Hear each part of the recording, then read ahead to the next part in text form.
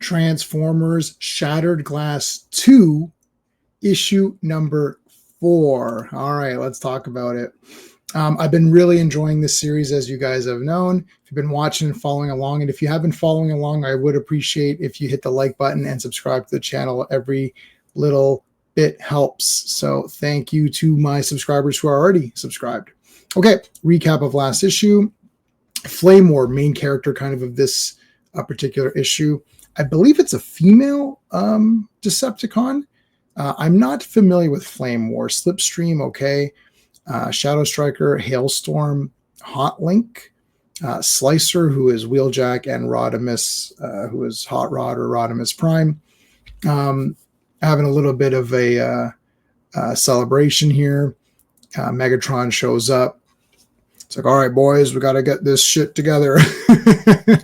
I'm not going to read this whole comic to you. We're just going to go through it really quickly just so I can show you guys how awesome it is. So, as you know, they're trying to get Metroplex going, and it's basically if the Decepticons get him, that's going to be great. If the Autobots get him, that's going to be real bad because the Autobots are the bad guys in this mirror universe. So we've got Flame War and I guess her friends.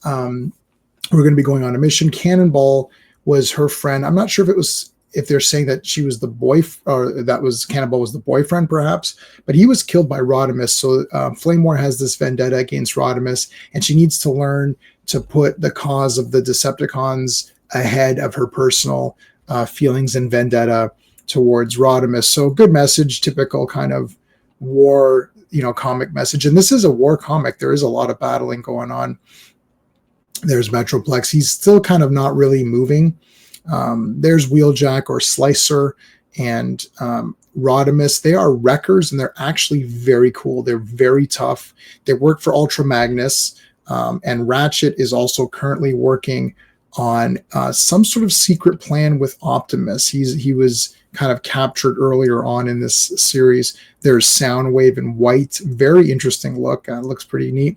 So Flame War and Soundwave team up. There's Rodimus. Now here's where we get into some action, of course. Blam, blam, blam, blam, blam. Shooting. I love the art here. I'm not grading these comics, but they're pretty much all 10 out of 10. This one, maybe I wouldn't have given it a 10. I would have maybe given this one maybe like an 8.5 or a 9 if I was grading it, but whatever. You can just say all of Shattered Glass to me is just a 10 out of 10. Instead of me doing individual issues, looking at the full story. Highly recommend picking this up. So a great fight here. And this is a remembering, this is Flame War remembering Cannonball getting killed here. And sort of having a little bit of argument saying, I'm going to go off on my own and take care of this myself. So she goes off, Rodimus, and he sees her. So now we're going to have a little bit of a battle here between them. Realistically, I don't think she can even come close to beating Rodimus, but I'm not sure about this character, so I don't know her power levels. Let me know in the comments if there's no chance in hell that she can beat this guy. But anyways, she continues on to fight.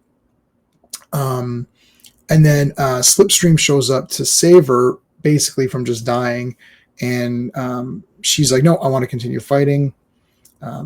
Again, sort of a remembering back when Starscream had to abandon Megatron because Megatron ordered him. And this is where the learning comes in. We're saying, listen, I had to abandon my friend. I had to do, I had to follow his orders for the cause. So the cause needs to come before your personal feelings. And that's really the point of this one.